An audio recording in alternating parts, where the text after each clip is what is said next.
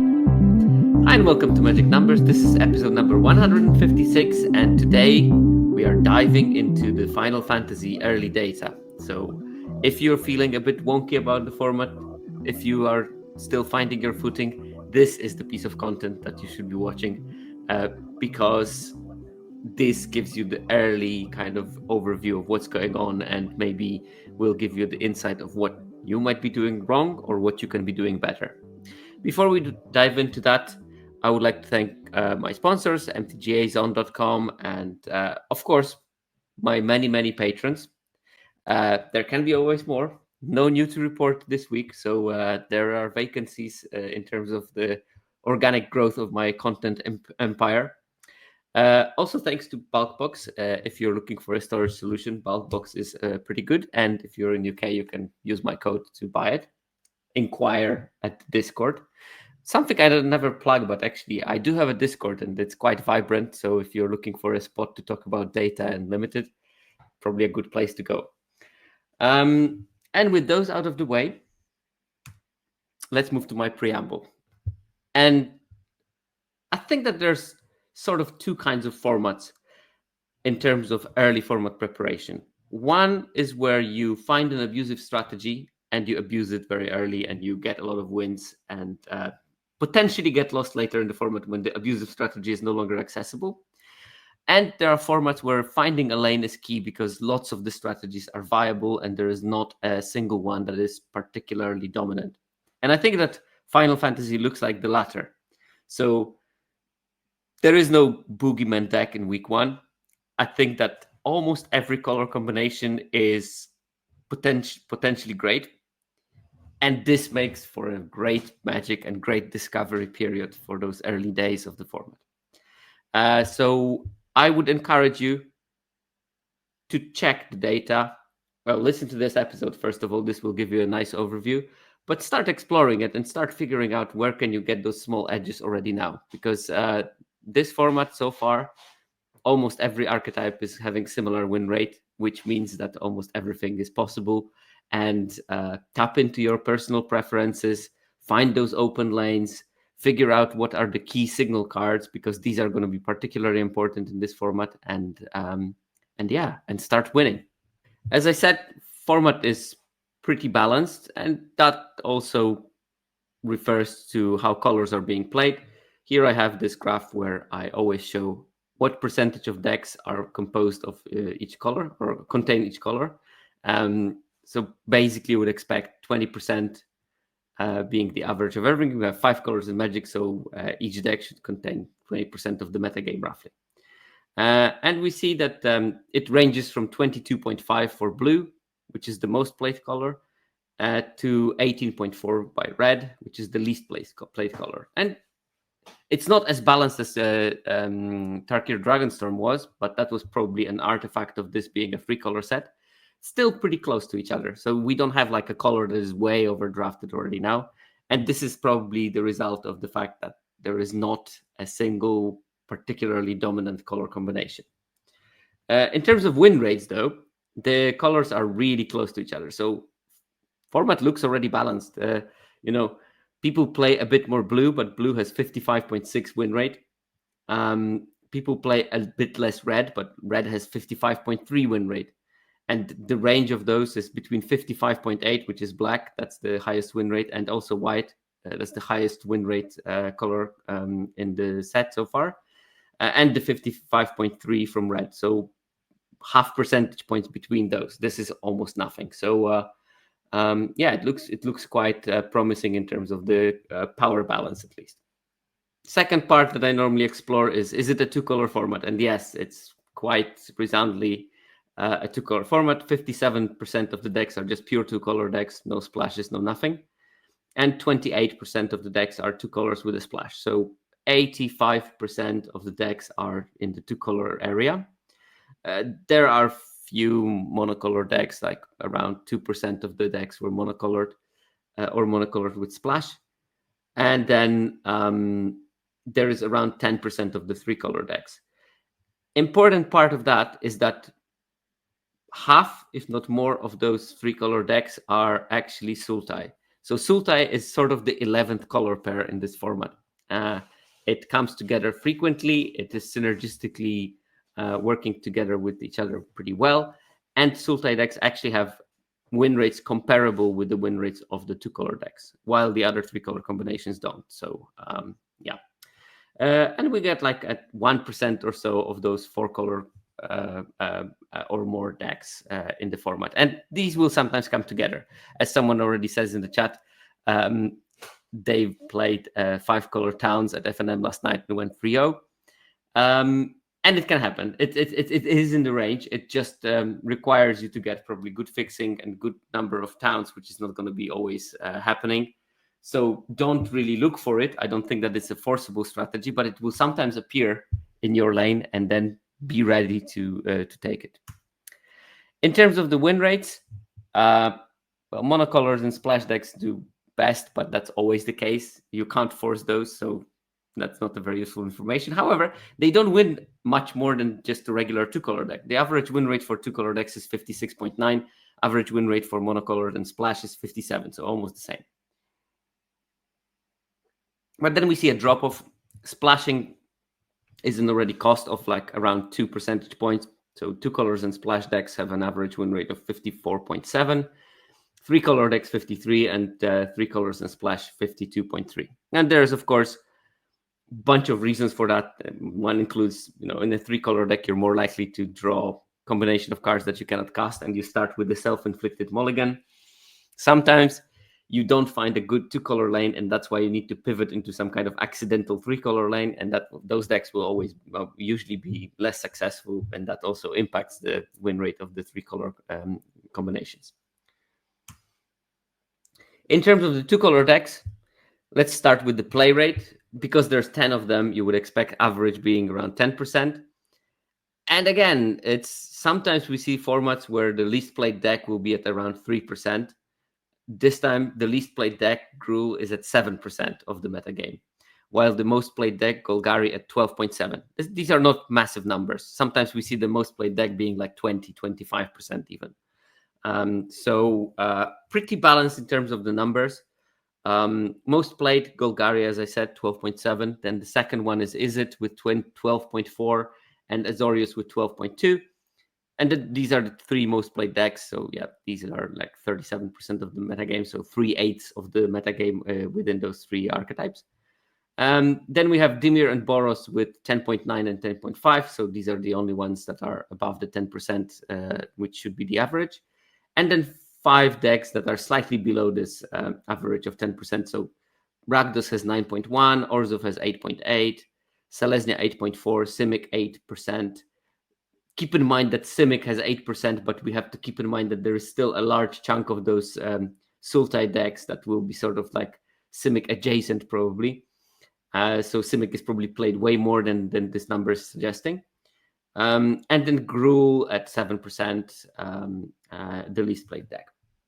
And in terms of the win rates, I kept the same order as the popularity is. So we have Golgari and Izzet, the 2 most popular decks, that are also the 2 that are winning the most. Their win rate is 57.2.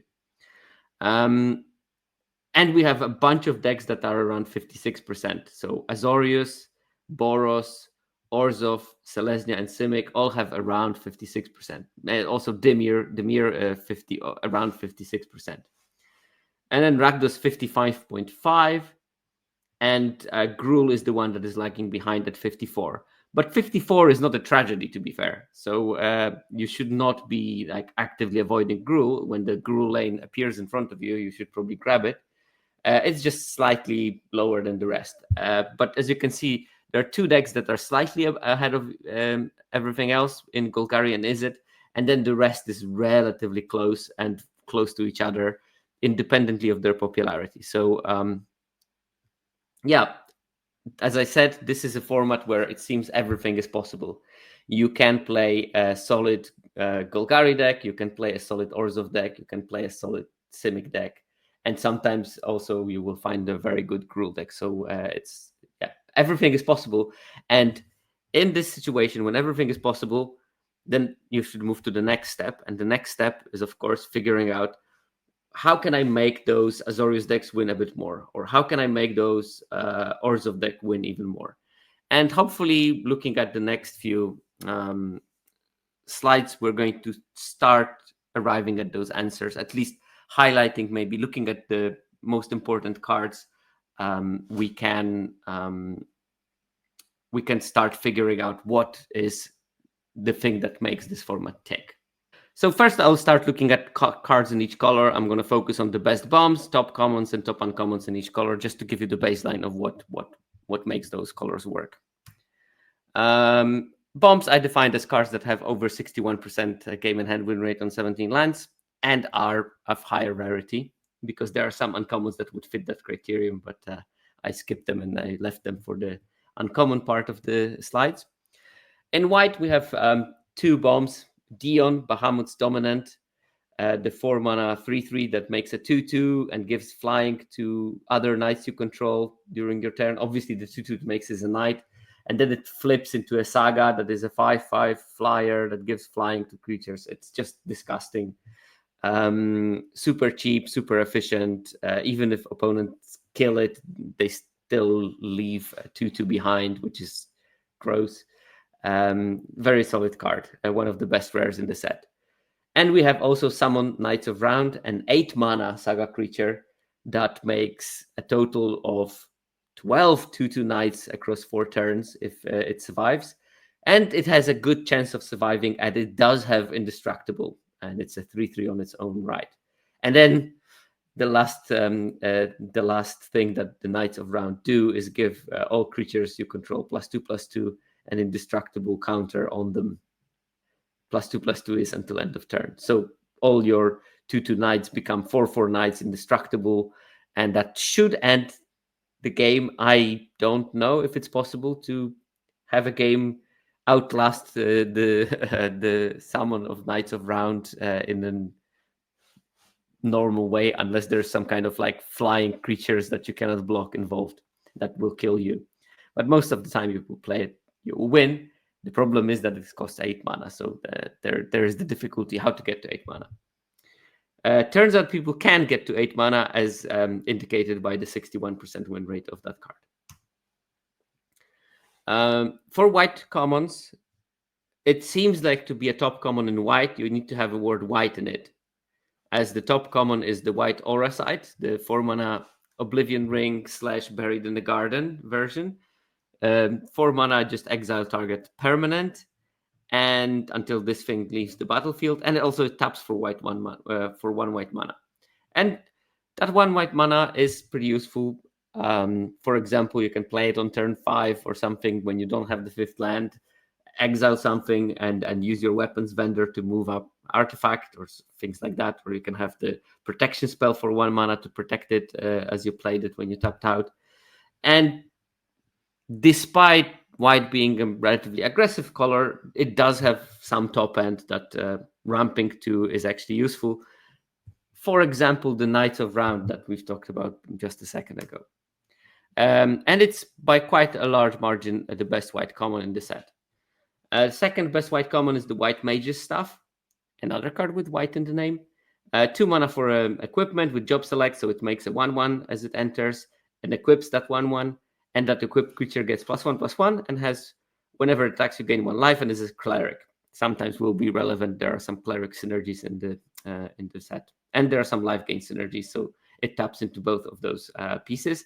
But it's just generally a good card on rate. It equips for 3, which is relatively cheap for the set. Very solid 2-drop. And number 3 is Magitek Infantry. This is the Whisper Squad of the set. 1 mana for a 1/1. It gets +1/+0 as long as you control another artifact. It is an artifact itself. And for 3 mana, you can search your library for a copy of Magitek Infantry and put it on the battlefield tapped. So this is going to be your second artifact. So you end up with a bunch of 2/2s on board and flood the board through that. And it's a great card for this aggressive plan decks, and maybe like Azorius or something. So here we have the top 3 white commons. Actually, white commons are pretty solid. They are not ultra deep, but they are reasonably deep. And there's plenty of those that are in this sort of C+ or C range. like solid things that you want to be actively putting in your deck. So white is a relatively decent color through that. And still underdrafted, because if you saw that, the 17Lands users draft white the fourth least of all the colors, while it's actually winning the most of all the colors. So worth start noticing the white cards in your drafts. In terms of uncommons, there is one that is head and shoulders above the rest, and that's Dragoon's Lance. 2 mana for an equipment. It has the same job select, but instead of giving +1/+1 and half of lifelink, this one gives +1/+0 and flying on your turn. And this is such a great thing to move around because, first of all, it's 2 mana 2/1 flyer on attacks, which is good. But second of all, later in the game, you can move it around and give flying to bigger creatures and start threatening the life total. As I said, Weapons Vendor is another card that allows you to move equipment for just 1 mana. And that makes those excessive costs for re-equipping the Dragoon's Lance and other equipment in the set very accessible. So you have multiple equipment with job select. It's nice to have a Weapons Vendor in your deck as well. Weapons Vendor itself is not in top 3 white commons, but not far off. So it's a pretty strong card. Then we have other 2 cards, Delivery Moogle.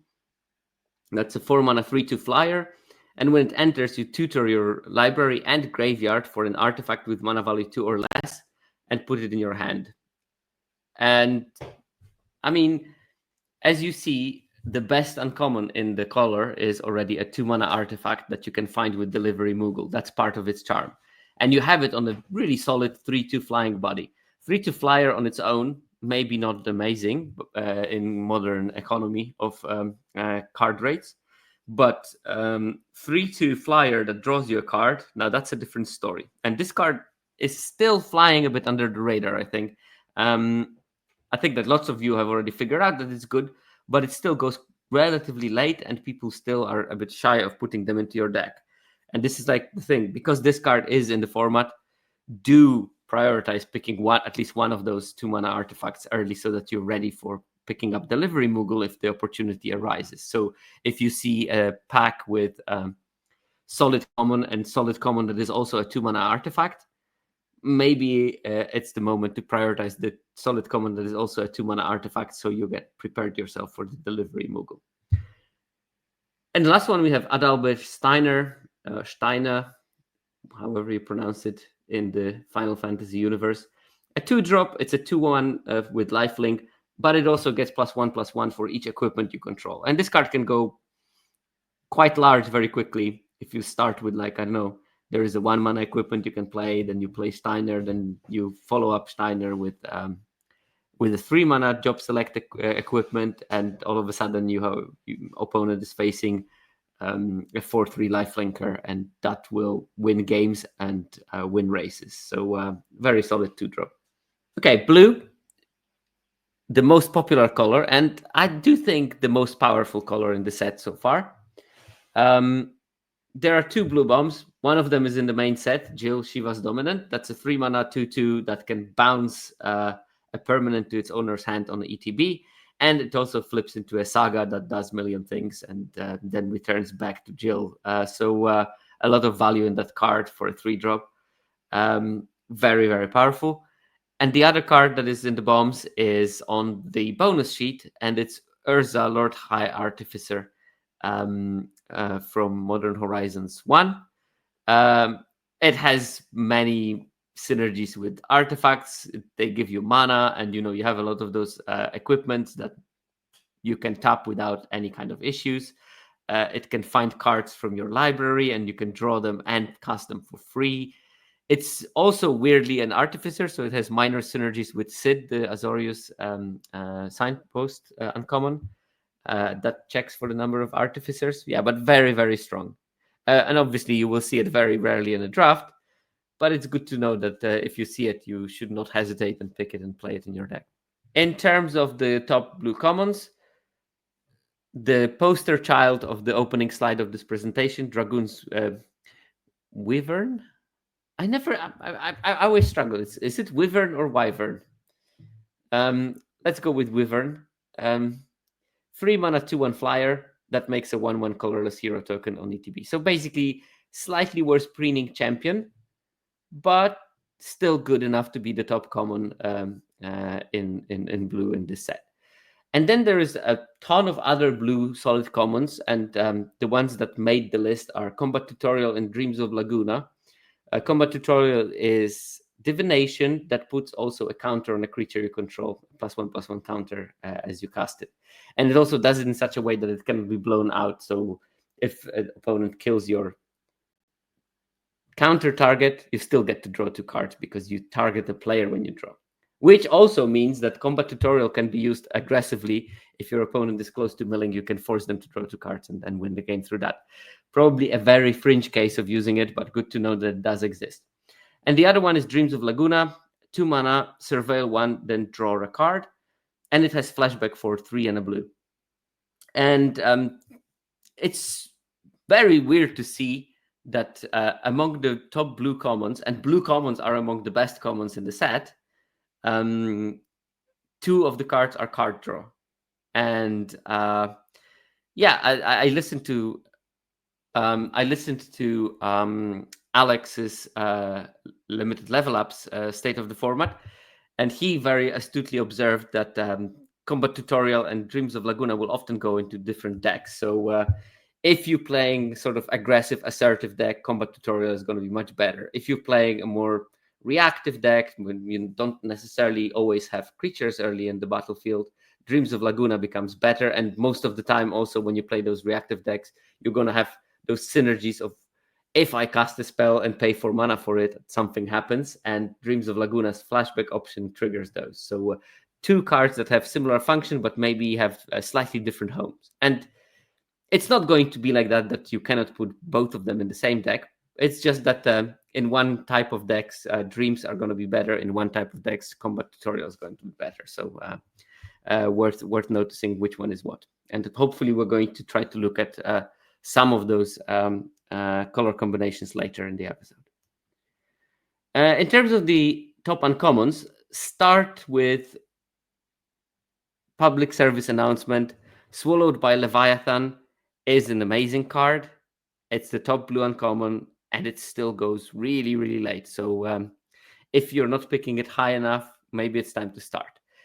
This card does remind me of the counter spell from Lord of the Rings set, the Saruman's something. That made a 1/1 when you cast it. It was just a cancel that made a 1/1, a must 1. And this is sort of similar. It doesn't create a body, but it surveils 2. And it is not a unconditional counter spell. And we know that it's not, because it only has 1 blue pip in the cost. And we know that by definition, an unconditional counter spell in Magic needs to have at least 2 blue pips in the casting cost. So this one having 1 means it's not unconditional, but it's designed in such a way that it will be so often unconditional counter spell. Because early in the game, if you cast it, you can always surveil 2 and put 1. Saruman's Trickery, thank you very much. You can always put 1 of the 2 cards that you surveil into graveyard to make sure that the opponent cannot pay. And in the late game, your graveyard will be larger than usual in this set. This set has quite an ease of filling the graveyard because there are lots of non-creature spells, there is some mill, there is surveil. All those things are going to be filling your graveyard. So late in the game, you just cast Swallowed by Leviathan and ask opponent to pay 14 extra mana, and you just counter a thing, while getting some card selection, because the surveil 2 will help you with that. So super strong card, and still a bit flying under the radar, so maybe you should start picking it higher. And in terms of the other top uncommons in blue, Ultra's Obnoxious Octopus, my pet card from the Draft Skeleton episode we did. I was very high on it. I'm still high on it, but also it turns out that it also wins a lot of games. It's a 2-drop, the 2/1. But it does have a very useful ability of when you cast a spell and you pay 4 mana or more for it, it will tap something and put a stun counter on it. So it's a very good both defensively and offensively. It stops big creatures from attacking. It removes blockers. So really powerful ability on a 4-drop. especially if casting things that you will pay 4 mana or more is part of your game plan anyway. So it will naturally add extra value to whatever you were planning to do anyway. So you flash back the Dreams of Laguna, and all of a sudden you also tap something and put a stun counter on it for a turn. So and also, if you cast a spell and you pay 8 mana to cast it, you put 8 +1/+1 counters on Ultras. I still didn't live this dream, but I think it's relatively easy once you get to 8 mana to do that, and then it turns into a 10/9, and this is a really, really potent threat, which means that it's a 2-drop where opponents will have to use proper removal to kill it, because if they don't, it can take over the game. And just to give you impression, there's a couple of spells that you can cast using paying 8 mana, but the most obvious one, I think, is the Ice Magic, the bounce spell that normally costs 2, but because it's a tiered spell, the 3rd tier, you have to pay 6 additional mana to cast it. So this is your 8 mana spell of choice to make Ultros into a big thing. And the 3rd best blue uncommon, Sleep Magic, the 1 mana Charm Sleep. So you cast it on the creature, you tap it, and it doesn't untap during its controller's untap step. For only blue mana as a casting cost, this is a super efficient version of that. And occasionally it will be blown out, because whenever enchanted creature is dealt damage, sacrifice this aura. But we don't have really a prevalent fight spell in the format, so it's not going to be trivial for the opponent to activate that ability. Okay, black. I'm still not super well versed in black. I didn't play or conceptualize it enough through the early access in the first days of the format. I did play with the best black bomb, which also is the best card in the set so far from all the cards, Arden the Usurper. And if a card that costs 5 black is the best winning card in the format, we know that this is not a super aggressive format. We know that you will survive those early turns if you can cast an 8-drop reliably enough for it to have the highest win rate of all the cards in the set. Arden is just a 4/4 for 8 mana. However, it gives your demons Menace, Lifelink, and Haste. And you might think, why does it give it to demons? Well, because it also has another ability. At the beginning of combat on your turn, you may exile a creature card from any graveyard. If you exile a card this way, you create a token that is a copy of it, apart from being a 5/5 black demon. With, of course, Menace, Lifelink, and Haste, as long as you control Arden. And that can make gross things. Even recurring something as trivial as Town Greeter, a 1/1 that mills 4 and then finds you a land. You reanimate it, you get your mill, which fuels your further Arden activations if it survives longer. And it's a 5/5 lifelinker with Menace and Haste, so you slam instantly, you rebuild your life. And if they don't kill Arden in their turn cycle, you can do it again. And you can imagine how quickly that can take over the game. And if you don't have good targets in your graveyard, you can always reanimate opponent's creature. Second best card in black is Summon Primal Odin. That's one of those saga creatures. It is a 6 mana 5/3 with 3 chapters. And the first chapter is just destroy target creature. A second chapter is Odin gains.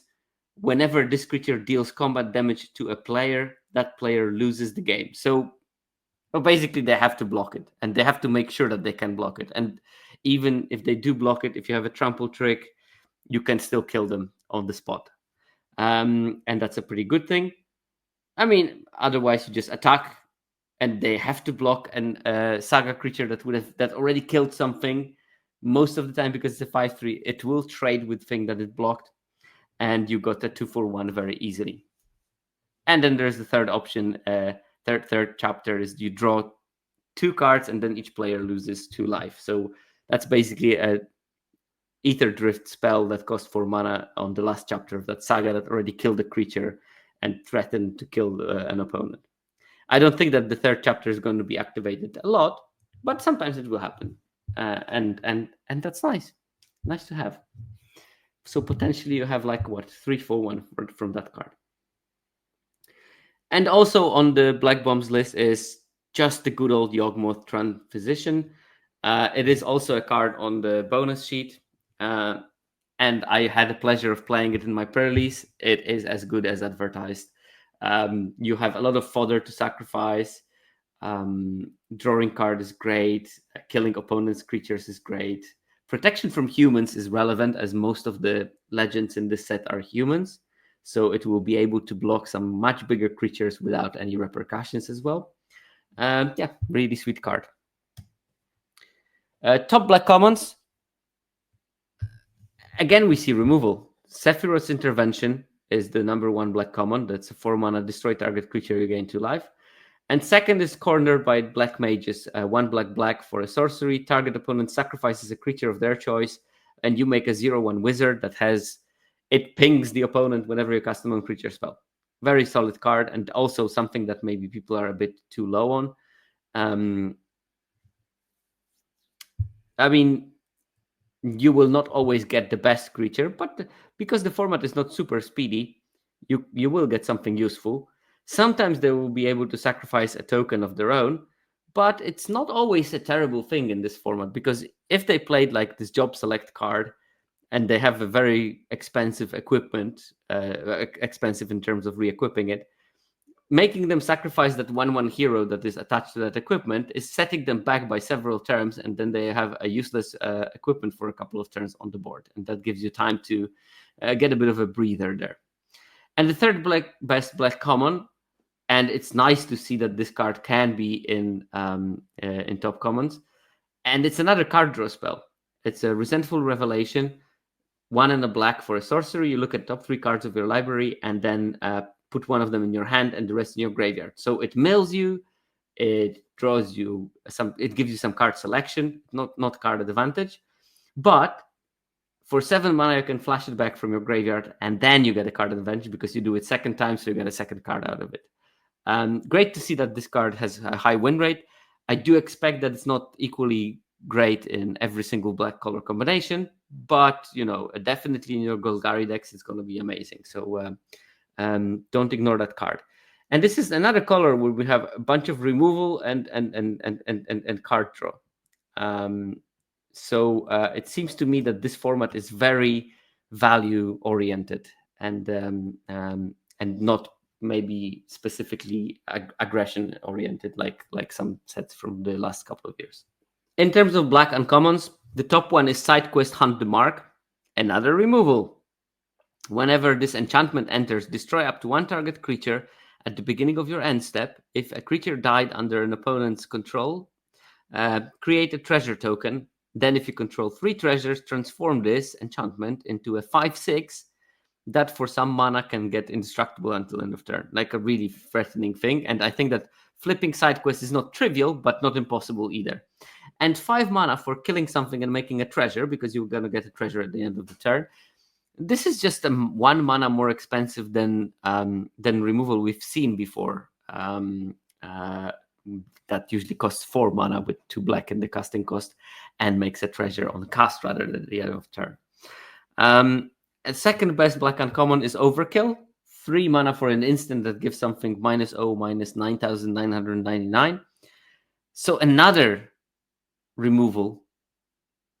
And the third best uncommon is Circle of Power, which is another card draw spell. And you can sort of see the theme of this set so far. Like the best cards at common and uncommon are removal and card advantage. Removal and card advantage. So these are the themes that you should be focusing more on than creatures. And some exceptional creatures, of course, make that list. We have the Dragon's Wyvern. We have the White Mage's Staff, the Magic Tech Infantry, Adalbert Steiner, and Dragoon's Lance. But a lot of those things that you see here as the top cards in the set are card draw and removal. So do push those cards slightly up in your evaluations. In terms of red bombs, the thing that stopped me from trophying at the FNM yesterday, Nibelheim Flame, 2 red for sorcery. Choose target creature you control. It deals damage equal to its power to each other creature. If this spell was cast from a graveyard, you discard your hand and draw 4 cards. And the flashback is 7, so you can cast it from your graveyard naturally. And it's amazing. It's just like it wraths the board while keeping one of your creatures alive on the first go. And on the second go, it does the same, but you also draw 4 cards. Because most of the time, when you have 7 mana to cast Nibelheim a Flame from your graveyard, how many cards can you have in your hand? Maybe 1, potentially 0. So it will be just netting 4 cards. That discard your hand clause is not particularly painful. In terms of red top commons, these are the 3 that are above everything else in red. And I think that this is a part of the problem with red. Red has really powerful cards in this set, both at common and at uncommon, as we're going to see in a second. But they are not supported by the rest. So I think that red has this really concentrated power at the top, and then a bunch of filler cards. It's very shallow. But the top red common is one of the top commons in the set altogether. Thunder Magic, shock, or deal 4 or deal 8 if you pay 7 mana. So yeah, really, really strong card. It also does trigger those 4 mana synergies if you want to. It's like it does a lot of the things. It will help you survive early game. Very, very good. Second one is a bit more surprising, I think. Call of the Mountain Chocobo. 3 and a red for a sorcery. You make a 2/2 bird with the bird ability, and you also get a mountain. And again, another value card. You just make a 2/2, you draw a mountain. You can use this mountain later to recast that Chocobo, and you get sort of like more rectangles on board, and you draw even 1 more extra mountain. You can really get to high mana by casting those Colors of the Mountain Chocobos. Thin your deck and start drawing gas further on, while still putting stuff on board by having those 2/2 birds in the play. And that card also costs 4 mana, so it also triggers the 4 mana spent synergies twice whenever you play them in your deck. So it's not useless. It's going to be good in like a Gruul Chocobo aggro, but it's also going to be good in blue-red. I want to spend 4 mana on my non-creature spell things. And the last one is Suplex, which is 2 mana. You either deal 3 damage to target creature or you exile target artifact. And if that creature dies, it also gets exiled. So very efficient removal. A bit knock against it is that it's a sorcery, but still makes this top 3 red commons. And if you would go further, then you see a significant drop before you see the 4th best red common. So these 3 are in league of their own in red. And same story in red uncommons. There are really 2 outstanding uncommons in red. Samurai's Katana, that's a 2 and a red equipment, job select, and it gives +2/+2 trample and haste, and equips for 5. My first contact with this format in paper was my opponent casting the red mana dork for 1 mana that can only spend mana for equipment and equip costs. And then on turn 2, Samurai's Katana, and it was not a pleasant game to play when turn 2, you are on the draw, and on turn 2, a 3/3 Trampler starts attacking you. Needless to say, I didn't win that particular game. It was oppressive, and I'm pretty sure that more people have that kind of feeling about it. I had those games where I stabilized the board, but it was partially based on chump blocks, and then Samurai's Katana being re-equipped and giving trample completely made it impossible for me to do anything, and I ended up losing despite without trample that could be redeployed. I was definitely winning that game, and yet because of Samurai's Katana I didn't. And then the second banger red uncommon, Choco Comet, X red. It deals X damage to any target, can go face. And then you also make a 2/2 bird with the bird abilities for it. Super good card. Like there's a lot of X1s in this format, so casting it for 3 sometimes will be great. Drawing it late in the game when you have like 10 mana lying around can be also great, because you can just win on the spot by directing it towards opponent's face. Like there's nothing not to like about this card. I was super high on it from day -7 of the format, and I'm glad to report that I'm not disappointed with what happened with it. And the last card And here's my soapbox moment. I was listening to Limited Resources set review, and I would have to report to you, my dear listeners, that two people that run this Limited Resources racket, the one Marshall and Lewis, made fun of this card. And how did they make fun of this card? By saying, oh, that's probably the kind of a card that Sherkovich will play. Well, joke is on them. It made top 3 of the random commons. So yes, Sherkovich will be happily playing it. And actually, I played it yesterday in my FNM, and I did very, very dirty stuff with that card, including getting back my Esper Origins from the exile and recasting it and getting the saga back and then doing it again. So jokes is on you, gentlemen. Your scheme of belittling me did not work. Obviously, this is a joke. I hope you get it. Still, it's funny that they thought that this card will be sort of in my style. I actually didn't see anything about it in the previous season. But then I saw the numbers and I got interested and my interest spiked. So this card looks interesting in some decks, and we're going to hopefully figure out which ones. Green bombs. By the way, if you don't know what Esper Origins was, you can see it now. But let's start with Saj Katsroy. 3 and a green for a 3/3, which is a hill giant. So what's all this about? Well, it does have abilities. When first abilities is when it enters, you may search your library for either a bird or a basic land and put it in your hand. So it's a 4 mana 3/3 that draws you a card, which is already much better than 3 mana 3/3. But it doesn't end there. It also has, when Saj Katsroy attacks, put a +1/+1 counter on target creature, then double the number of +1/+1 counters on that creature. So in the basic way, Saj attacks, puts a counter on itself, and then doubles, so it's a 5/5 on attacks. 4 mana 5/5 that draws a card. You can imagine why this card is in the bombs category. The second bomb that has the 62 or 63% win rate is Esper Origins, and this one people may be also slightly underestimating in the beginning of the format. It's a 2 mana spell that surveils 2 and you gain 2 life. But if you cast it from your graveyard, you exile it and you put it on the battlefield transformed into a saga. And the flashback cost is a very approachable 4. And the first chapter of that saga is you look at the top card of your library, and if it's a permanent, then you put it in your hand. Now, you just surveil 2, because you cast the spell from your graveyard. You still get the surveil 2 and gain 2 life from the flashback version.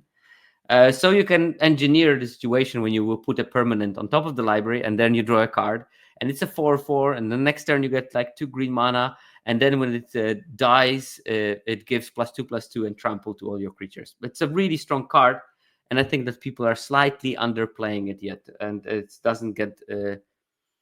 it gets the credit of being solid, but not great, and I think that it is great. I mean, like, one of the best cards in the set. Great. In terms of green commons, yet another victory for my prediction skills. I was super high on Town Greeter, and Town Greeter is the top green common for now, at least. It's a lovely card. 2 mana for a 1/1. You mill 4 cards. You put a land you control from among them into your hand. And if it was a town, you also get 2 life. What's there not to like? Obviously, what's there not to like is that you can miss. And I already managed to miss twice. But with 4 cards milled, it was very unlucky that I missed. And so 90% of the time, you should get a land out of the deal. Chat. You can bet to the listeners. You can bet that chat is already telling all the stories about Tongue Greeter missing lands. We still didn't have the stories about missing or milling your super important bomb. But maybe we should talk about those stories, because Alex quoted me in his limited level ups as telling that people shouldn't worry about milling bombs because it's a percentage game. And I think he misquoted slightly my numbers, but I did the numbers for for the Einok Wayfarer from the last set, and I calculate that if you cast it on turn 2 and you have a bomb in your deck, you have 8% chance to mill that bomb, which means that 92% of the time you dig deeper towards it. So it's much better for you to mill and get closer to your bomb more frequently than to and the price you pay for that is occasionally you will mill the bomb. And there are ways around it in this format. We'll get to there when we get to there, because I figure out this cute interaction between Town Greeter and Inevitability in your Sultai decks. Yeah, missing on the land is a bit unfortunate, and it will sometimes happen, but it's not going to happen very frequently. I assume that JPSN, who is complaining about it in the chat, I'm just expecting that you played Town Greeter a lot of times, and then if you play it a lot of times, you're going to also miss sometimes. So that's what happens. You're doing a good thing by playing the card, and because it is the top green common, and in my opinion, a sort of very, very, very important card for most of the green strategies, like a key card. I don't feel good if I don't have 2 Town Greeters in some of my decks. Or you're cursed. We cannot really exclude the situation where some kind of higher entity has cursed you, because out of all the people in the world, they decided that you are going to be cursed. And you're right, Singularity mentions something very important. It's a selective perception. We never see good things and we never remember them. But when you see milling your bomb, you just remember it, and you feel sad about it because you saw it. But milling closer to the bomb does not have that kind of a psychological effect. Suika, we are going to go into that story, whether Town Greeter is universally good or is it better in some color combinations, next week. This week, I'm going to flag a bit of those things, but I'm not going to go into the nitty-gritty of it, because in order to properly evaluate it, I want to have slightly higher sample sizes than those 5 days that we have for now. It's good enough to indicate that it's a good card. It's not good enough to indicate exactly what is the best home for it. Second best green common is Summon Fat Chocobo, the front runner for the best green common, and it delivered. I mean, it's delivered. It's still the second best, and it's not far behind. So we might see that at the end of the format, it's the Fat Chocobo that will have the upper hand over the Town Greeter. These are all good cards. And Fat Chocobo, of course, is the saga creature. Makes a 2/2 bird with the bird ability as the first chapter, and then chapters 2, 3, and 4, it just gives trample to everything you have. So pretty good, strong creature for aggressive, assertive decks. And the third card was a bit surprised, because I was initially high on the card, and then I became a bit disillusioned with it because of my early access experience, where I had a bunch of those, and turns out that my opponents had always like vehicles, and I couldn't kill them because Chocobo Kick is a sorcery. And I got a bit, I don't know, disillusioned with it, but it turns out that it actually delivers, and I probably should apologize to Chocobo Kick and start playing it again and start noticing in the packs more. In terms of the green uncommons, the top one is Summon Fenrir, 3 mana for a saga. First chapter is you basically rampant growth. You search a basic and put it on the battlefield tapped. Second chapter is whenever you next cast a creature spell this turn, that creature enters with an additional +1/+1 counter on it. Keep in mind it won't work on those spells that generate a token or on the job select equipment, because you don't cast a creature, you cast an artifact then, so the creature will not get haste. Something to keep in mind. And last chapter is you draw a card if you control the creature with the greatest power or tied for the greatest power, which is really nice as well. That card is super good, very, very strong. Has some of the most potentially insane curve outs in its range. And yeah, definitely start picking, playing, and enjoying it. Second one is a bit of a surprise. I think that neither me nor anyone else that I was listening to in terms of the set reviews was predicting this card to be as good. Saj Chocobo. It's a green for a 0/1, but it has a landfall, put a +1/+1 counter on this creature. And I thought that, obviously, I knew that this card is going to be great when you can cast it on turn 1, but I thought that aggregate win rate will be a bit lower because you will sometimes draw it late and then it's not as powerful. Also, there is quite a good number of bounce spells in the format, so you can even if you cast it early, you can build it to be, I don't know, a 4/5, which is amazing for a 1-drop, and then it gets bounced and reset. But it seems like it doesn't have a problem. It has an insane opening hand win rate, around 68%. So yeah, do play the Sarge's Chocobo. And the last one we have on that list is Torgal, a Fine Hound. Turns out that for green uncommons, Wolf is the way to go. Because Fenrir is also a wolf, for those of you that don't know. Torgal is just a 2-mana 2/2 that taps for a mana of any color. And when you cast your first human creature each turn, that creature enters with an additional +1/+1 counter on it for each dog and wolf you control. So actually, you can imagine a curve out when you play turn 2 Torgal, turn 3 Fenrir, and turn 4 some kind of human, and it gets 2 +1/+1 counters. Free, actually, because third one gets from Fenrir. So you can, even if you cast like a 2/2, it will become a 5/5, which is an insane curve out when you have those two cards specifically. And also there are some dogs in the set, I think. So Torgal can put more counters than you think. And also it ramps you, so like you really have 4 mana next turn, and it fixes the mana because it gives mana of any color, which means that people will try to kill it very frequently. So make sure that you protect your Torgal. And then once we're done with the colors, we can look at the top uncommons in Signpost space. And Cloud of Darkness, the Golgari one, the 3/3 flyer that gives something -X/-X for the number of permanents in your graveyard. It came out on top with 61%. And then we have the two Izzet Signpost, Shantotto, Tactician Magician, and the Emperor of Palamecia. Both of them at around 60% win rate. Then there's Rhinoa Heartily, the Selesnya one at 59.5. This one is a 4/4 that makes a 1/1 on enter, and then when it attacks, it gives +X/+X to a creature you control, where X is the number of creatures you control. So solid card.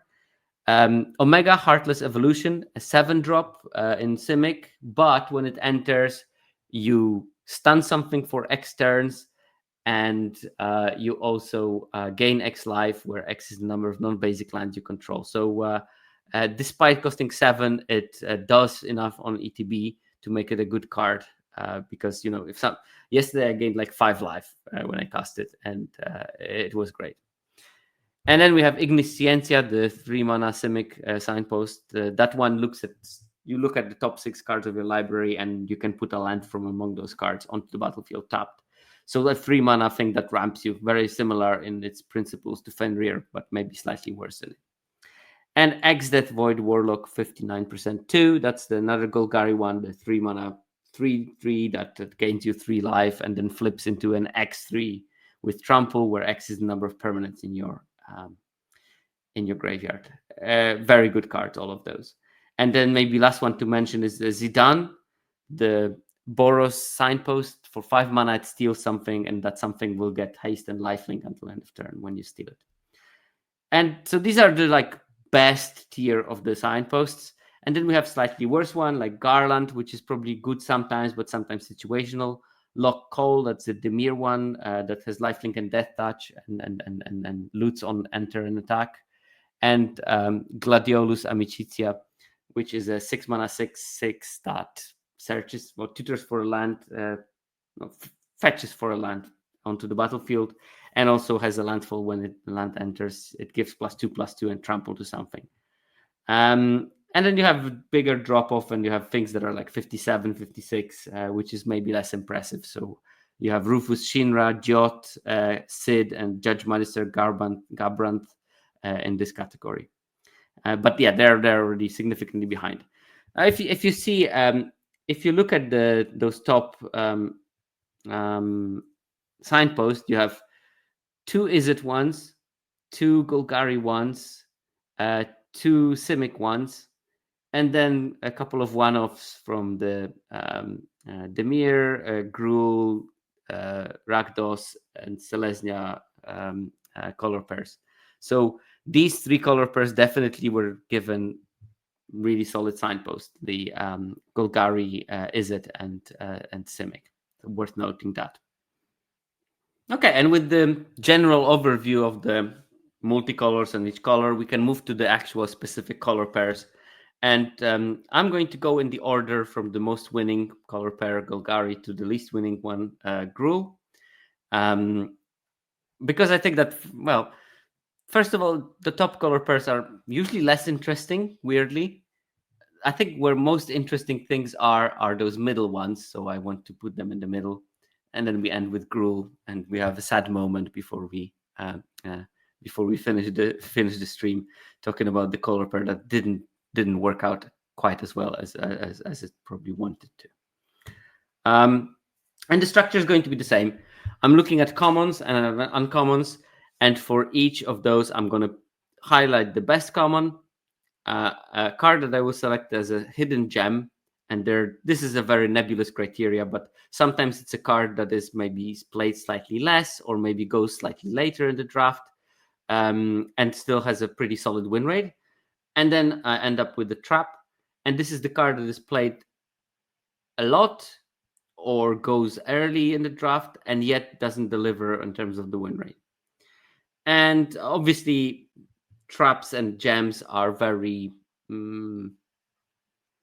arbitrary. So for best color pairs, the traps are not absolutely terrible. I mean, 55% game in hand win rate is not a bad game in hand win rate.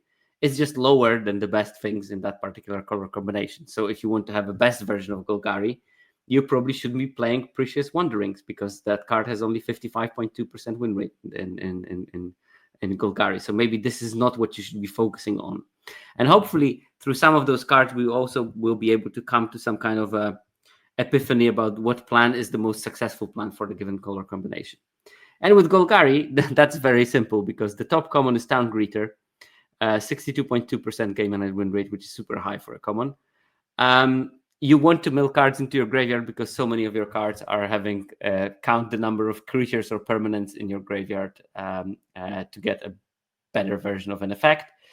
And probably this is one of the reasons why Precious Wanderings are not amazing.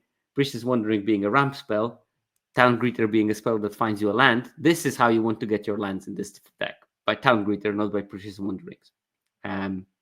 So if you're playing Precious Wandering, it probably means that you don't have enough Town Greeters, so your deck is not as functional as it could be. Hidden gem that I selected is Resentful Revelation. The 2 mana, look at top 3 cards in your library and put 1 in your hand. The rest goes into the graveyard. And this is good because A, it mills you. B, when you mill it, you also get the flashback ability of this card in your graveyard. It's still played not high enough, I think, especially given the 60% game in hand win rate for that card in Golgari. So it definitely wants to mill as much as physically possible. Uncommons in Golgari, the best one is Summon Fenrir. Another thing that will put itself naturally into the graveyard, so will add to those synergies, because it's a saga creature, so it will eventually die on its own, and it's super powerful and everything. Hidden gem I selected with so Fenrir has 63.4. Hidden gem I selected with 63.3, so just 0.1% lower game in hand win rate. And it's Omega Heartless Evolution, which is a Simic card. But this is to highlight that this card has multiple synergies within the Golgari kind of solution space. So first of all, if you mill it, you can reanimate it. It's a very powerful reanimation target. It's an 8/8. The reanimation spell in this format is returns a creature with 2+1/+1 counters, so that's going to be great. Usually you will have some towns as well in Golgari, so and especially when you're splashing a blue card, you probably will have the proper towns for that particular color combination. So it does a lot of really nice things for what you're doing, and because of that, it has a very high win rate. And 63.3% win rate in for a 7-drop really indicates to me that this is a very powerful one. Trap I selected, card that is played relatively frequently and has a win rate of only 53%, is the Shambling Sieth. Hopefully, that's how it's pronounced. Sieth. 2 and a black for a 3/3. It enters tapped, which I think is the biggest problem with this card. And whenever you cast a non-creature spell, you may pay black. If you do, return this card from your graveyard to your hand. And I'm wondering, because there are a couple of interactions with this. Like, first of all, if you have sacrificing a creature or discarding a card in your casting cost in a spell, if that creature you sacrifice is going to be Sieth, you can actually use the ability, because sacrificing as a cost counts as a cost, and casting spell happens after the costs have been paid, which means that it sees itself in the graveyard, and you can pay this 1 black to return it to the battle to your hand. So you can sort of like loop it with I don't know, Tormenting Voice, or with the Veins removal that forces you to sacrifice a creature. So you get some small bonuses for that card. But generally, 53% is not something I'm going to be actively looking for. I think that the fact that it comes tapped is a disqualifying feature of that card. And if it would come back untapped, if it would come to the battlefield untapped, probably would be too strong.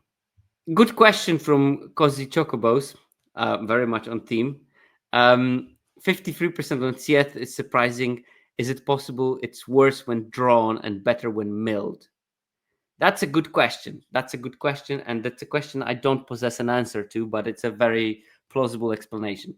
Because if it's going to get into your hand from the graveyard when you pay the ability, it will not be counted, I think, into the game and hand statistics. It will be counted as a tutored card or something. So maybe we see the worst outcomes from Sieth in the data, and it would be worth exploring how many times it appears in the graveyard. But I won't be able to answer any question like that until like week 6 or something, because that's when the replay data appears from 17Lands. But very good question, and very good nickname for the Final Fantasy set as well. All right, Izzet the second best archetype? Very close, and it's basically a mathematical tie between those two. Best common, Thunder Magic at 61.9. We talked about why this card is so amazing. It's a cheap interaction that can also cost 4 mana for your synergies for the Izzet cards. Hidden gem I selected is Ice Magic, because everyone knows that Thunder Magic is great, but Ice Magic has exactly the same win rate as Thunder Magic at 61.9, while being a card that goes much, much later in the draft.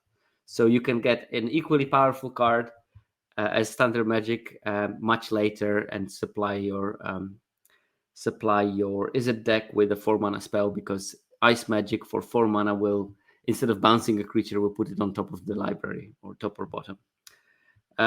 So start noticing that card is very powerful. And again, with Ultras, the Octopus, it can do some obscene things when you get enough mana.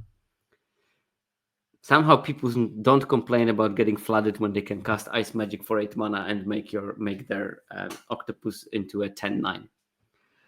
Trap I selected is Red Mage's Rapier, because it does have like non-creature spell synergies, and I think that traps some people into thinking that this card is going to be okay in Izzet, but the numbers are not supporting it. It only has 52.2% win rate, so it's a no for me in terms of Red Mage's Rapier, and I think it's a no for me in terms of Red Mage's Rapier for most of the decks. So I don't think you would want to put it in any deck.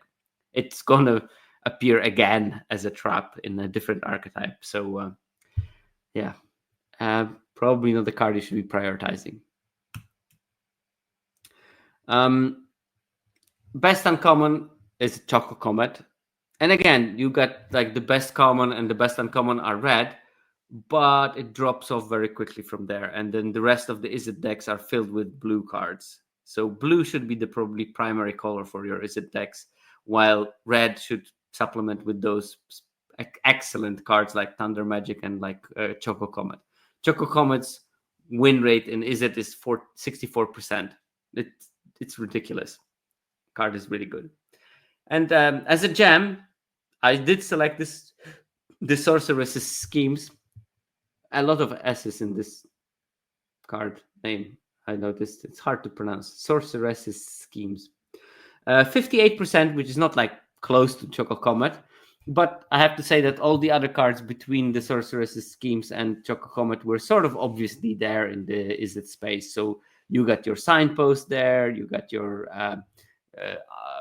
Katana, you got your bunch of your solid blue interaction spells. And Sorceress's Schemes was the first one that sort of surprised me how high it was at 58%. Again, it allows you to trigger those 4 mana synergies gazillion times when you cast it. The add 1 red mana is actually something I was quite happy to have there because you get a small discount casting your spell in the later game. So yeah, lots of things to like, but I think that Sorcerer's Scheme will be good as a product of the quality of your deck. So you shouldn't be picking it early. You should continue hoping that you get it late, and then focusing on the cards that will be actually making that card good. And then Queen Bran is the trap. That's the 3 mana 2/1 with prowess, which probably bamboozles people into thinking that's an Izzet card because prowess is it? That's normal. And also when it attacks you, make a 0/1 black wizard creature token with whenever you cast a non-creature spell, it deals 1 damage to each opponent. It just doesn't deliver that card, it seems. Like you will not, because your Izzet synergies are paying 4 mana for your spells, you will not often be casting sufficient numbers of spells in one turn to make it big through prowess. So it's going to attack as a 3/2, and then it will just die, and you end up with a wizard, which is not nothing, but it just doesn't work very well. And maybe people have bad play patterns with this card. Maybe they should be attacking it as a one-off, and like a one single use card. You attack with it, you hopefully trade something, and you end up with a bit of paper, and then it's going to be better. But I think that people try to make cute things with it, and it just doesn't work. Orzhov, the best common in Orzhov, a bit surprising. I was expecting, Sephiroth's intervention or something. But no, it's cornered by black mages, the edict that makes a wizard. 60.3% win rate. And yeah, hidden gem I selected is You Are Not Alone. White for a combat trick. It gives +2/+2 until end of turn. But if you have 3 or more creatures, it gives +4/+4 until end of turn, which is big game. Like this is gonna be game ending sometimes in your grinding Orzhov deck. A trap I selected is Summon Chocomog, which is a bit weird because You Are Not Alone requires multiple creatures, so probably requires similar kind of situations that would make Chocomog good. But Chocomog only has 54% win rate, and You Are Not Alone has 58%. Maybe it has something to do with the fact that cards like You Are Not Alone are going to be valued highly by really good players, so they are going to be maybe a bit more likely to play that card. And again, the difference between 58 of the You Are Not Alone and 54 of the Chocomog is not amazingly big. I still wanted to flag that the Chocomog performs a bit under par compared to how early you need to pick it for your deck. Best uncommon is the side quest, Hunt the Mark, the removal spell that starts making treasure. And the hidden gem I selected is Delivery Moogle. I think that card is still not played enough. And potentially, as I said earlier, it's not played enough because people don't prioritize cheap cheap artifacts high enough. And they end up seeing it maybe in pack 3, but they just don't have anything to find with it, so they don't pick it, rightfully so. So put yourself in a position, if you're drafting white, where you are going to be happy to pick this Delivery Moogle. Yeah. And the trap I selected, by the way, a Delivery Moogle, 61% game and win rate. And the trap I selected is Summon Anima, 54.6%. Again, not terrible, but to pick this card, you need to sacrifice a relatively early pick, and that's Summon Anima. 6 mana for a 4/4 with Menace. And chapter 1 to 3 is you draw a card and lose a life, and then chapter 4 is each opponent sacrifices a creature of their choice and loses 3 life. And it looks quite cute. You're going to draw 3 cards over the course of the existence of the anima, but it just doesn't play particularly well. 53 is not disqualifying by all means, but it's not something I would be like, oh yeah, amazing, I just picked my summon anima or something. Let's move on to Boros. And Boros' best common is the white Auracite, 59.3.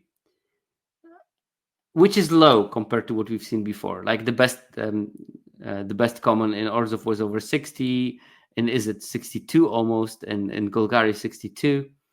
And here we see the best common only having 59.3. There is a chunk of solid things in Boros after Auracite. There is a bunch of things with 58, 57% game in hand win rate at common, which is not terrible. But I think that Boros is a color combination that might go down in the next couple of weeks. When people start prioritizing those equipment in white early enough, you will end up with not many enough of those in your deck. And I think that Boros will pay the price for that, because it definitely wants to have quite a lot of those equipment. Gem I selected is You Are Not Alone again. 56.6. Same things apply to that card in Boros as they did in Orzhov. And the trap I selected is the Red Mage's Rapier. Yes, it is an equipment. Yes, it has job select, but it just doesn't do enough for the Boros decks. With 50.4% win rate, that's really, it's not a good look. Uncommons though, we have Samurai Katana, 64.6. Like absolutely key card for that archetype. This is the reason to become Boros, basically for me. Moving it for cheaps with a weapons vendor is a good thing, and the card is powerful in its own right, so you don't need to go all ham for the synergies. The gem I selected is Restoration Magic. It's played very little, but has solid numbers, 58%. That's the white for a trick that either gives something hexproof and indestructible, or you do the same and gain 3 life, or if you pay like an atrocious amount of mana, all the permanents you control get hexproof and indestructible until end of turn, and you gain 6 life. So some modality, it does a lot. It does a lot of the same, but expands the range of what you're getting for your through paying a higher mana cost. Still a solid card, and people don't play it enough, I think, in Boros. And the trap I selected is Barret Wallace. 4 mana reach. Whenever it attacks, it deals damage equal to the number of equipment creatures you control, of equipped creatures you control, to defending player. 52.7. I selected it because it has equipment synergies in it, so you might fool yourself into thinking that this is a great card in Boros, but it doesn't deliver. 52.7 is not enough. Then Azorius, best common, yet again, white Auracite. So yeah, if there you want one take-home message, white Auracite busted in every white deck, basically. So pick it. This card is definitely universally good. 61.4, which is solid compared to what best Boros uncommon common same white Auracite honestly had at 59.3, so almost 2%, well, more than 2 percentage points higher. And then hidden gem I selected is Combat Tutorial at 58.6, really performing well, really helping you with the plan, getting some value, and outgrinding the opponent. And I think that Azorius and Orzhov have potentially best plans for those decks are similar, and that they do require attrition, grinding, and gaining some card advantage. That's why Combat Tactician is so important. And weirdly, the trap I selected is the Retrieve the Esper.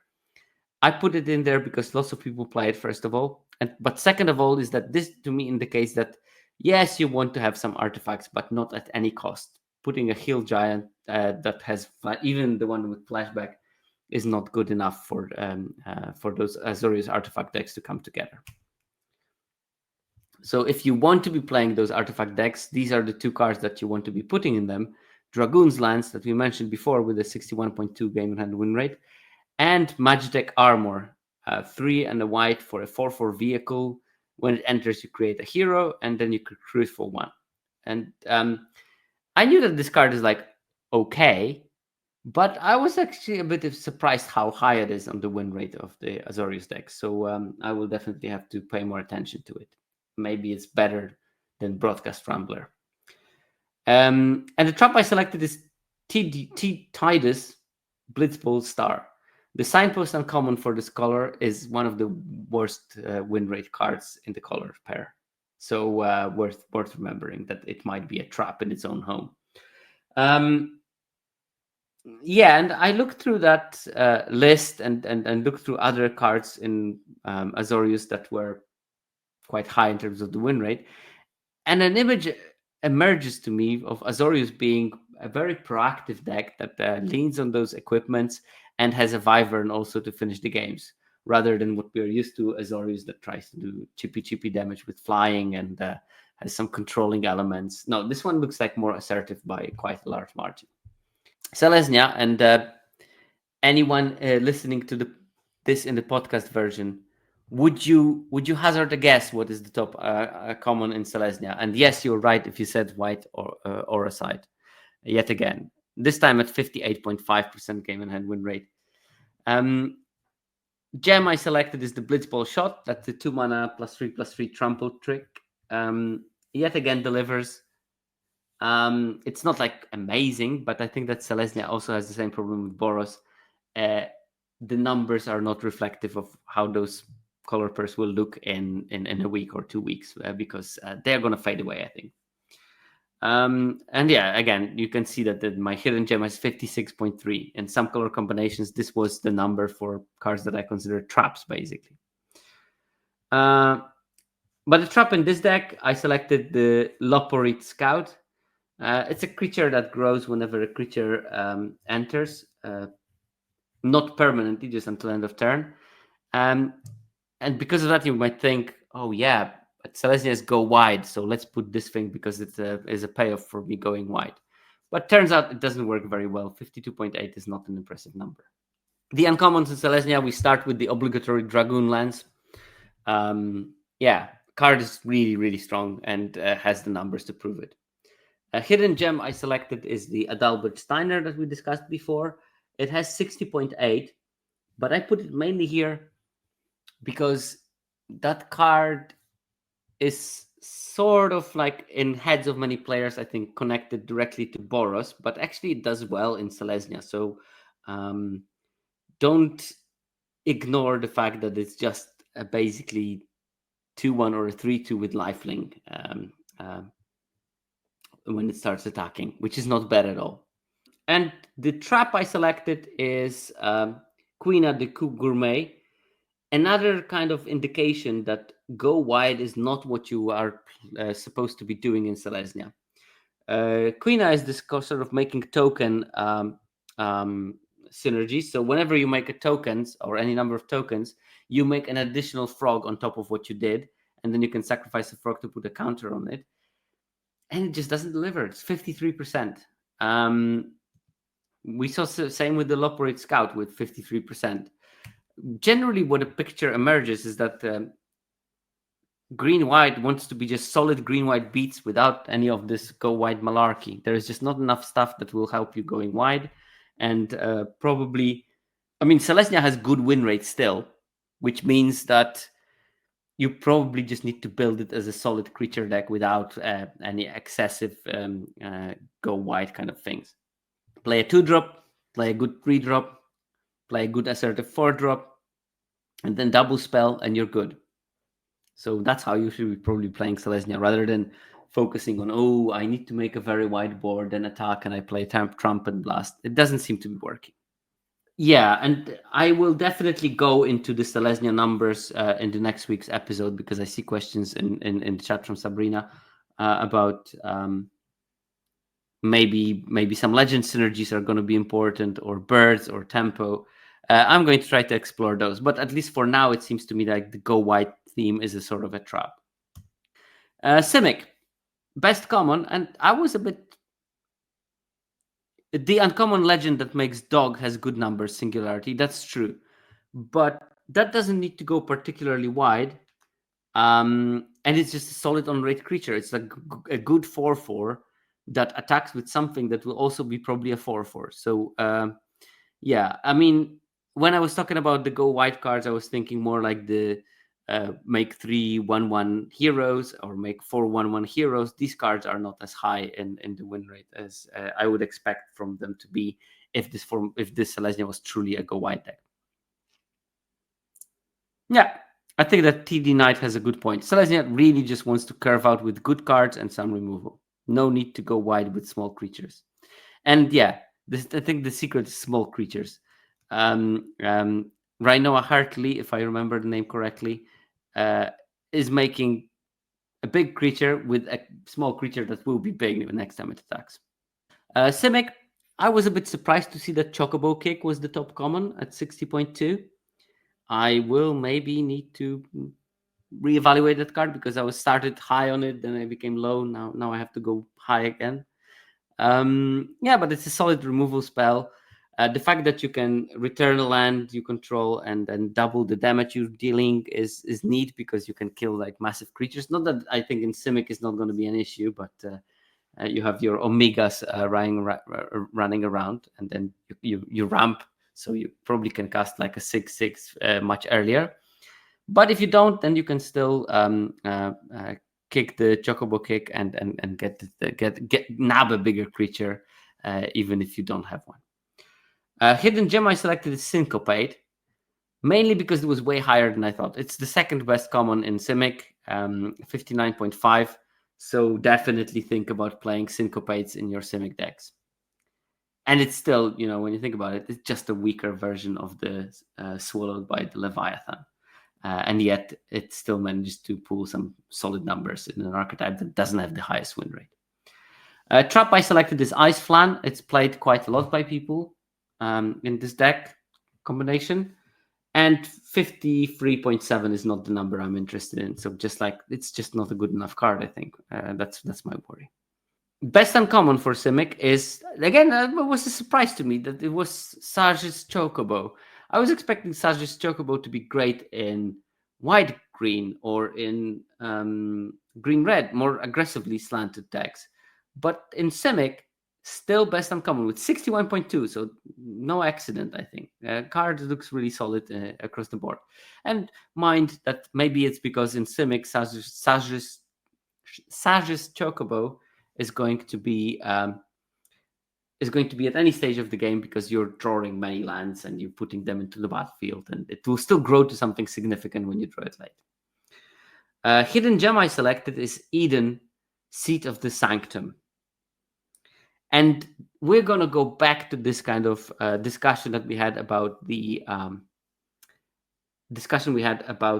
milling your bomb and feeling sad about it.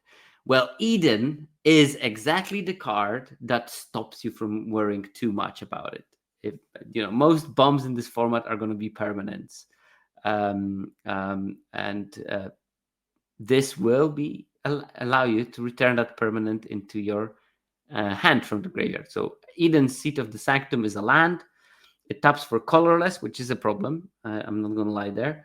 But it also has an ability 5-tap, mill 2 cards. You may sacrifice this land. When you do, return another target permanent card from your graveyard to your hand. 60.7% for a land is a massive number. And the play pattern I noticed in my drafts earlier this week was that I had Town Greeters and I mill. If something that was absolutely crucial to me was milled, I now have Eden, Seat of the Sanctum, as a tool to get that card back in the land slot. So at the minimum cost for deck building of having one land that makes colorless mana. I would definitely recommend you thinking more about that card, especially when you have a lot of self-mill, and this will let you rebuy your thing later in the game. And trap I selected is Diamond Weapon. It looks like, because you're playing Town Greeters already, there's some self-mill, that Diamond Weapon might actually find a home here, but 52.7 is not a number that I'm interested in, unfortunately. Diamond Weapon is, by the way, the 7 green for an 8/8, but it costs 1 less for each permanent card in your graveyard, and it also has reach.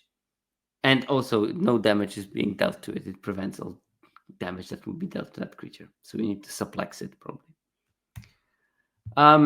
Dimir is a color combination I have to admit I don't understand well enough yet. So I'm going to tell you what the data says, but I don't have amazing insights there. But top common is Combat Tutorial. That's one thing that we can definitely know, 60.5. And Divination being a top common suggests to me that Dimir is a sort of value pile. And I think that a lot of people are trying to build it into artifact synergy decks. And it's not working for them. So think of Dimir as attrition kind of deck. I want card draw. I want 2-for-1s. I want to make sure that I don't get overrun. All the kind of things you should be thinking about when you're trying to build a Dimir. Hidden gem I selected is Marlborough. And I was super surprised to see it that high. 59.2. Or I would have been so surprised if not for the fact that my opponent cast Marlborough against me yesterday. And I really struggled with that card because exiling top 3 card of my library in a very long and grindy deck eventually led to me being milled out completely. So no fun times because opponent cast Marlborough like 2 or 3 times. Not to mention that it also was used on Nibelheim Flame. But that's a different that doesn't bear on this power. But it does a lot of those small things that are really neat and has good numbers. So think about playing that card in your Dimir. Trap I selected at 59.1% is Rook Turret. 3 in the blue for an artifact creature construct. It has flying. And whenever another artifact you control enters, you may loot. So yeah, it looks like a solid card for those Dimir decks. It has an artifact, it has some artifact synergies, but it turns out it's just not enough. The card just doesn't function well enough, and yeah. And then Pachira MTG in the chat says that maybe Rook Turret is more of an Azorius artifact card, and I think that is the truth. But people still put it in Dimir decks, and I want you to warn against doing that. But yeah, very good point.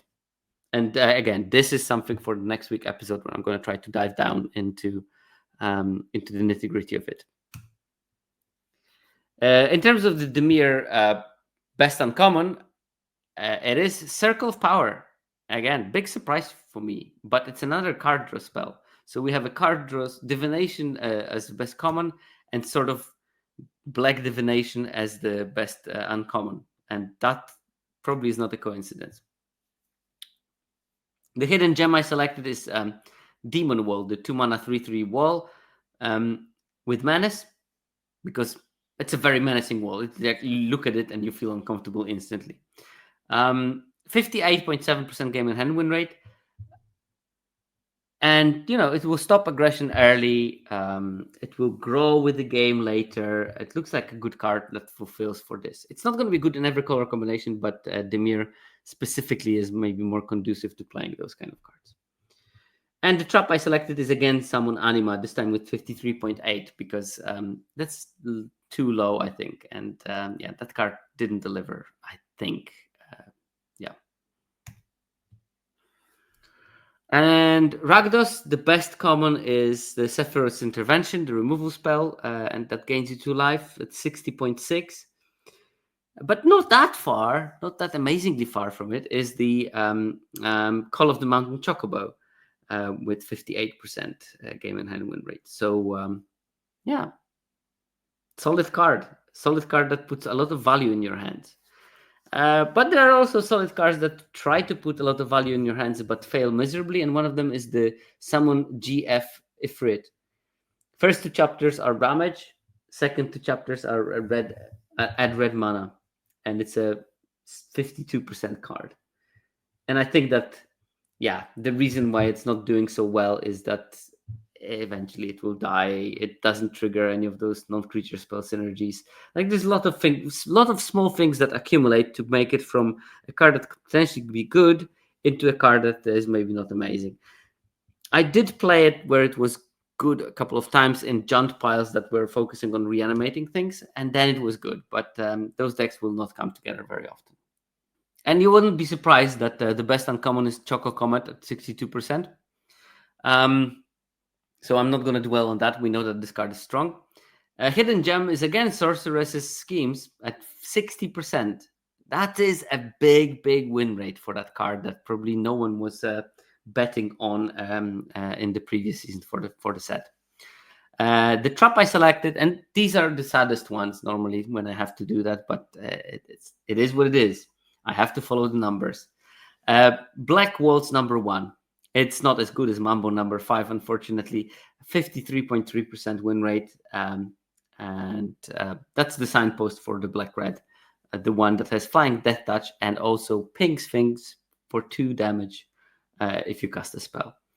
And I'm sure that you're going to have stories when this card was good. I don't question those, but the reality is that across multiple player, the win rate of it is only 53%.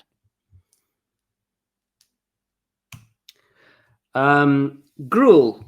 And the best common is Thunder Magic, quite unsurprisingly, at 56.9.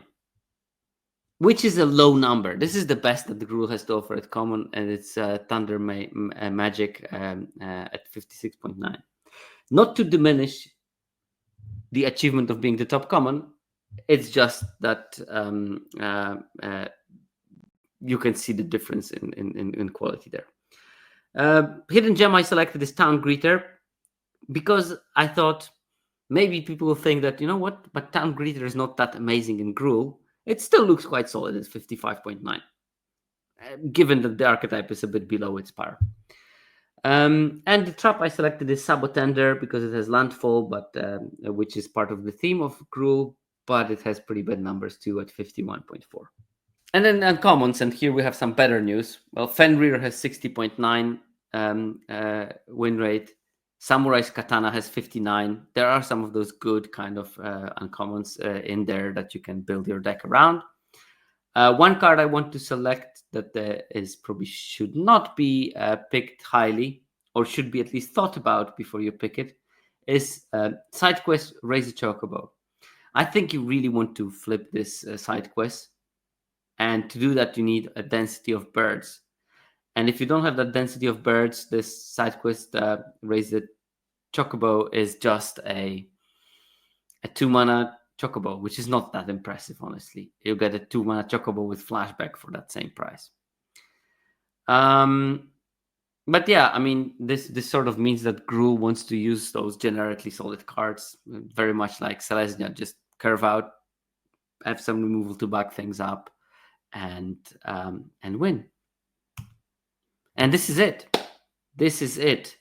We've gone through that, and of course, this episode would have been at all not possible without the kind help and support I'm getting from 17Lands team. We all benefit from 17Lands. And, you know, I was plugging my Patron at the beginning of the presentation. It's still there, and if you want to join my Patron, I'm happy to oblige.